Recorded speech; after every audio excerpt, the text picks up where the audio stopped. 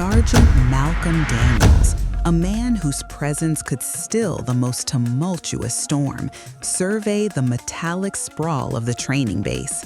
It was a cathedral of chrome and current, where futuristic displays rose like obsidian monoliths against the synthetic sky. Neon glow beacons pulsed with a predatory luminescence, calling to his goblins as if in challenge. The very air, scrubbed and synthesized, sharpened their commands. Even the wind seemed to obey.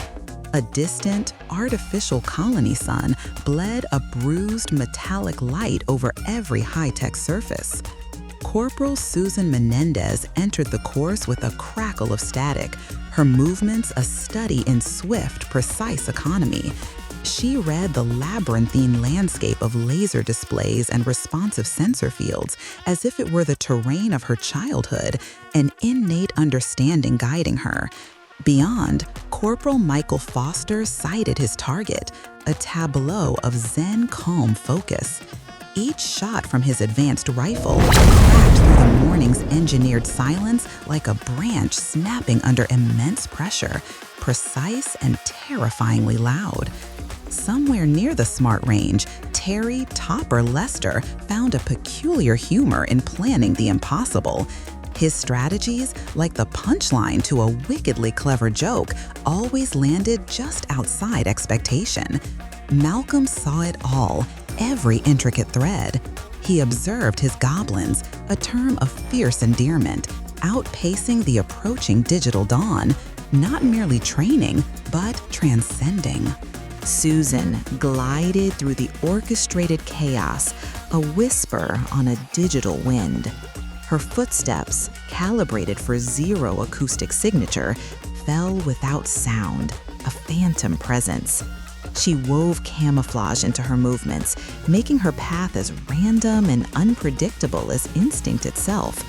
She'd pause, her keen green eyes calculating trajectories and probabilities, then advance, silent and precise, assessing the holographic battlefield with an almost preternatural calm. With each fluid move, the simulated terrain shifted to match her new position, a digital mirror of her evasive genius. A thin film of sweat was the only betrayal of effort, an organic counterpoint to the synthetic world. Her genius outmaneuvered the tracking drones, which hovered, recalibrated, and pursued in frustrated mechanical loops. To them, she was a fading mirage, a ghost in the machine. The simulated horizon beckoned like an old, trusted friend, and she vanished over its deceptive edge, a fleeting shadow. She glanced back at Malcolm, a subtle nod, indicating her understanding, her part in this engineered world, fitting into it like a crucial piece of a grand, intricate design. Her quiet mastery was a constant marvel, a testament to pure, unadulterated skill against the machine. Simultaneously, Michael stood with a sniper's deceptive ease, his breath as steady as a glacial heartbeat.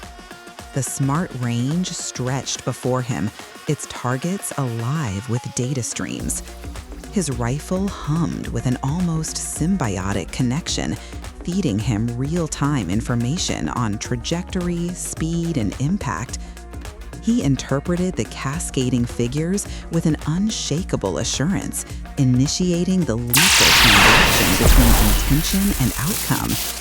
His precision was impeccable, each shot a testament to disciplined focus. Metal kissed air, and targets dissolved. His calm was absolute, his sky-blue eyes intent and unhurried, reflecting the vast digital expanse. Even from this distance, he sensed the intricate rhythm of the team, an unspoken current that bound them. The rifle's interface, flooding with intel, was always a beat too slow to catch him. He remained a master of this infinite geometry, a silent center around which chaos revolved. His unwavering focus, the unifying force. A brief, almost imperceptible smile touched his lips as Malcolm's distant nod caught his signal, an unspoken language between warriors who understood the profound weight of every action in this high-stakes dance. Terry Topper Lester, a whirlwind of kinetic intellect, scanned mission data with an almost predatory gaze, seeing more than the screens intended. The holographic display, usually a complex web of intricate equations and tangled secrets, variables and possibilities in spatial projection, was to him as elementary as basic arithmetic. He didn't just interpret data, he transmuted it. He inputted commands with a dancer's grace, short-circuiting the unknown before it could fully form. His signature style, shoulder-length red hair, often untamed, and a sharp, irreverent wit disrupted military formality, a portable chaos that was precisely where he belonged. His fingers danced across the device, punching solutions into the silent waiting air, grinning with a mischievous delight as they hit home with unerring accuracy. In this delicate balance of order and disorder, Topper found his unique spark, a genius for anticipating the unpredictable. Malcolm's voice, a resonant anchor, pulled him from a particularly amusing calculation. "Topper," Malcolm called, the word itself a pointed edge. "Any wild ideas?" "You want sanity?" Topper quipped back, a challenging glint in his eye. "Or effective?" "Both," Malcolm said, his tone unyielding. "Always a stickler," Topper muttered, half under his breath. "The magic word is both." He moved to rejoin his team, drawn to the unpredictable as if by an unseen magnetic force. There was no strategy too advanced, no conundrum too intricate for Topper's nimble mind to turn into both a wicked joke and an undeniable success.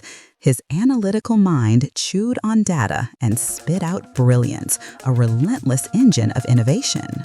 They exchanged a sharp, knowing look, a silent dialogue filled with years of shared history and mutual, hard-earned respect. It was an understanding deeper than words, a recognition of each other's strengths and eccentricities. The drill wound its complex course, smart technology weaving its intricate spell around the goblins. Their practiced routines were a perfect fusion of human skill and artificial aid. They regrouped, a fluid tactical unit, and Malcolm's gaze, sharp and assessing, fell on Susan. "Almost had you, Corporal," he said, a rare flicker of amusement in his deep voice. "Almost counts in," she started, her own lips curving, a subtle challenge in her tone. "Horseshoes," Topper finished, a grin splitting his face, his red hair glinting under the artificial lights. "Thought you could sneak by," Malcolm added, a more pronounced flicker of humor finally breaking his disciplined demeanor, acknowledging her prowess. "Just testing your sensors," Susan replied, a playful glint in her green eyes, confirming the unspoken camaraderie. The synthetic air hummed with renewed energy, a tangible charge. Malcolm, ever the strategist, pushed his team forward, ready to confront every digital battlefield, every phantom adversary they faced. The goblins moved in sync, their thoughts aligned and synced to Malcolm's directive, a single, formidable organism ready for the next iteration of chaos. Another challenge flashed on the main display, sudden and disruptive.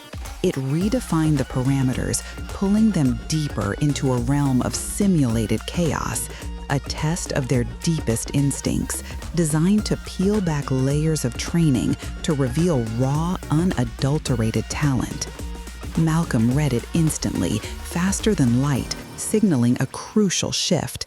His eyes caught the spark in Susan's, a shared flicker of understanding that transcended words. The team reacted with primal instinct, like a live current electrifying a circuit. They adopted a strategy of division, conquest, and pure improvisation, their bodies moving like extensions of their minds, fast and alert, a living, breathing algorithm of combat. Susan adapted with an almost unsettling ease, recalibrating her internal maps as fast as the terrain shifted. Her approach adapted effortlessly, her tactics as fluid as water, flowing around obstacles rather than confronting them head-on. There was no hesitation, no doubt. She rethought her every move in microseconds, her mind a supercomputer analyzing infinite permutations. Michael, from his distant, elevated post, provided her with the anchor, shooting sharp and steady, his rifle cracks providing a constant, reassuring rhythm. Every precise shot supported her advancement, a calm against her storm, a counterpoint of destructive precision to her creative evasion. Topper's characteristic laugh, a bright, disruptive sound, was suddenly audible over the ambient noise of the simulated battle. It wasn't derisive, but genuinely amused, a sound of pure intellectual delight. "They're cheating!" he shouted, his voice ringing with mock indignation. "Improvise," Malcolm commanded, his voice remaining clear and resonant even in this maelstrom of simulated conflict. "Fine, fine," Topper muttered, already thinking several moves ahead. "Two can play." He cut across the field, moving with a logic that felt more like lines of code than lines of battle. This was a challenge he hadn't anticipated, precisely the kind that brought him most alive. Susan, from her vantage, read his trajectory, anticipating the intricate way his mind would work, the unconventional path he would carve. Her path crossed his, an intricate braid of stealth and strategy, a dance of two brilliant minds. "Here," she said, mid-movement, a data pack appearing in his hand as if by magic. "Just what I needed," he answered, quick and sure, a genuine appreciation in his voice. "You're one step ahead. Next time, keep up." Next time, keep up. They exchanged words like fire, fast, and burning, a lexicon of urgent, tactical exchange. Susan relayed a target pattern, a complex series of variables, and he fed it instantly into the device. Their rapid exchange nothing short of brilliance under pressure. Her cover widened and extended, the plan evolving organically as Topper, with deft movements, shifted variables, redefining the battlefield in real time. Malcolm watched, missing nothing, his gaze a laser, dissecting every micro movement and tactical decision. He occupied the center of this dynamic, acting as a central gravitational force that drove everything around him. His presence was a fulcrum, the point of perfect balance in a world designed for imbalance. We strive for balance, intensity, and perfect measure, he thought, a mantra instilled through countless drills. The new exercise, born of their collective improvisation, took shape with astonishing fluidity, and his team managed it effortlessly, turning chaos into their own orchestrated masterpiece. His gaze was thoughtful, pensive, and undeniably proud. He signaled the end with a single, decisive gesture, bringing the simulated conflict to an abrupt, satisfying halt, the silence settling like dust after an explosion. The goblins regrouped, this time slower, the fatigue of immense effort etched on their brows, a tangible sign of their exertion. Satisfaction, Malcolm knew, often manifested as exhaustion, a deep, bone-weary contentment. Michael, calm as ever, permitted himself a subtle, almost serene smile. Susan, though visibly exhausted, remained unwavering, her green eyes still sharp, already analyzing the debrief ahead. Topper, ever the showman, carried a dozen unsaid, witty comments with her, already rehearsing them. Malcolm observed their expressions, anticipating their thoughts before they even had a chance to voice them. "Debrief," he said, the final word of this phase, and also the first in this endless, intricate game of future and victory. In the synthetic cool of the control hub, where even the air felt charged with data, Malcolm Daniels' pulse kicked faster, a subtle ripple of surprise unsettling his usual composure. Fresh intel, received through the terminal with an almost imperceptible chime, rerouted his thoughts, pushing aside the lingering echoes of the morning's intense drill. The new orders were for a team-building exercise, unexpected as gravity reversed. They were embarking on a fishing trip to Belle Fourche. This was not the Belle Fourche he was familiar with from Earthside reports, a shabby chic, retro gold rush fantasy featuring antimatter bar stools with six-shooters carved on the legs, a quaint anachronism. The slick hand of technology had rewritten this one. He imagined it, chrome cowboys and virtual bison, the future blending with the past in unexpected, almost jarring ways, a peculiar digital pastiche. As the goblins began to assemble, their digital gadgets buzzed with freshly uploaded coordinates, eliciting a series of curious, almost disbelieving looks amongst the team members.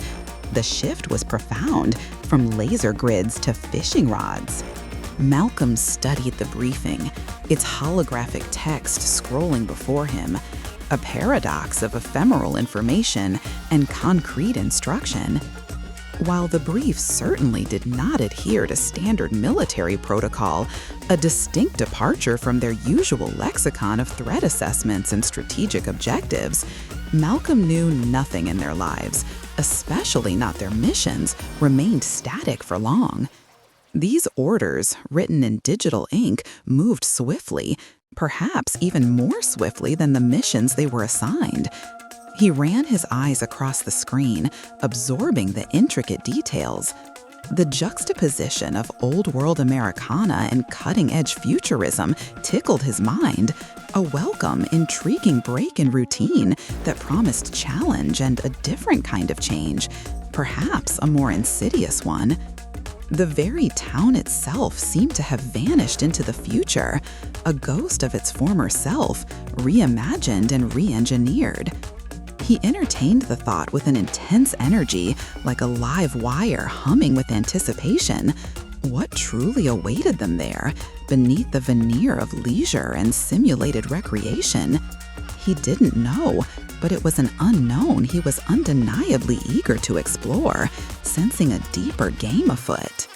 Around him, the goblins regrouped, drawn like magnets to a common, enigmatic charge. Each read the new orders with a mix of surprise and amusement, their interest piqued by the strange, unexpected shape of this mission. Susan, ever the scientist, spoke first, her analytical mind alive with theory and hypothesis. Old Earth nostalgia meets modern tech, she mused. Is it a culture experiment? A sociological study in digital reconstruction? Only one way to find out, Topper responded, his grin half anticipation, half mock horror at the absurdity. Fishing trip, or an ambush. He rolled fishing over his tongue, as if it were poison or a personal joke. Hard to tell, Michael added, his voice calm. Could be both. They often are in our line of work. Malcolm read the humor and the underlying recognition in their words, a shared understanding that the unknown, especially one cloaked in such an innocuous guise, might just test them more profoundly than any simulated battle. The idea, paradoxical as it was, hooked him, drawing him deeper. "It's not just fishing," he said, his voice low, suggestive of a deeper mystery. He didn't, not yet, but he was willing to pretend. We'll find out. Scouts before the mission? Topper offered, eager for intel. I'll volunteer. He raised his hand like a kid cutting class. Hold that thought, Malcolm said, a slight, knowing smile touching his lips. Nothing says mandatory quite like orders. They gathered closer, sharing the brief on multifunctional displays, digital words writing themselves on the very air around them, familiar forms of communication transmuted into foreign ones, an ephemeral, interactive tapestry. Holographic updates chimed like antique clocks, their anachronistic sounds tick-tocking against the hub's silence. The Belle Fourche team building was a recurring event, a strange ritual in this futuristic complex. The goblins exchanged skeptical but interested looks. This wasn't their usual battlefield, and they knew it. Yet the profound, implicit trust that bound them carried through every unsure possibility, a bedrock in shifting sands. A brief, contemplative silence descended, broken by Susan, her green eyes alight with questions. What do you think we'll find? She asked. Virtual tumbleweeds. Topper quipped. And 6 gigabit shootouts. Michael smiled, calm and unruffled. At least there'll be downtime, he offered. Don't count on it, Malcolm replied, his voice a low warning. Or anything else. Just be ready. He thought like a strategist, planning and unplanning with each second. But behind the leader's immutable edge, he was as intrigued as the rest, the mystery a tantalizing lure. Belle Fourche grew in Malcolm's mind, a complex web of history and invention, of memory and projection. The possibilities layered over one another like geological strata. Was it a reconstructed Wild West, a meticulously curated historical simulation, or a digital Eden, a new form of frontier? Technology, in its relentless march, often romanticized the past, not merely preserving it, but enhancing, amplifying, and even creating new narratives. Malcolm found he didn't mind the image, the idea of a future built on the echoes of a distant, mythologized past. There was a certain poetry in it, a complex irony he appreciated. The very concept challenged his tactical mind in a novel way, requiring not just adaptation, but a kind of intellectual shape-shifting. This was no mere vacation, it was a psychological operation in plain sight. The diner held its prominent place in the briefing, more than just a spot on the map. It was a focal point, a symbol. It promised fusion food and hybrid culture, a culinary and social nexus designed to blur the lines between eras. The neo-rustic charm, advertised with slick holographic imagery, was as authentically replicated as a quantum-entangled replica, simultaneously real and entirely artificial. They would serve pancakes that combined tradition and innovation, a breakfast meal designed to bridge centuries of culinary evolution. It didn't fit with the life they knew, the stark realities of tactical maneuvers and digital warfare. But that was precisely what made it fit so well, a deliberate incongruity meant to disorient and perhaps enlighten, forcing them to reevaluate their perceptions of reality and purpose. It was a test of adaptability, not with lasers, but with butter and syrup.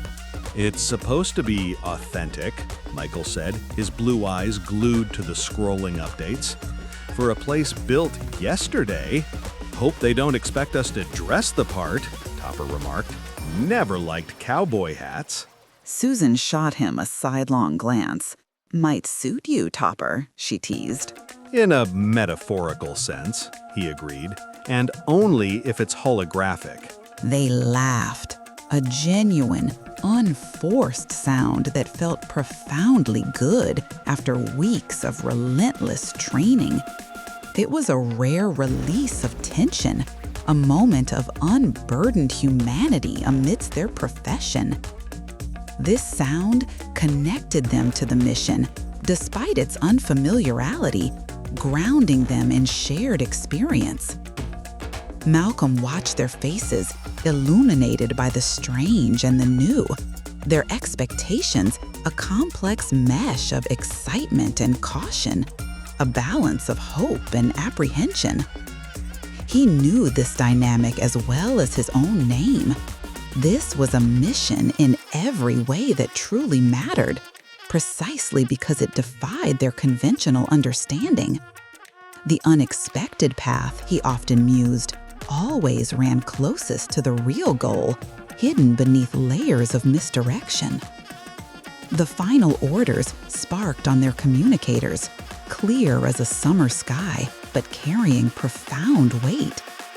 It was the call of something novel, promising a challenge where none seemed immediately possible, a subtle twist in their reality.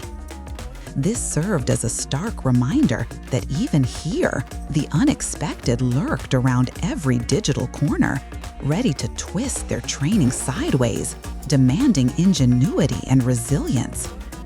I am ready to make them better than they were before, Malcolm thought, a silent vow.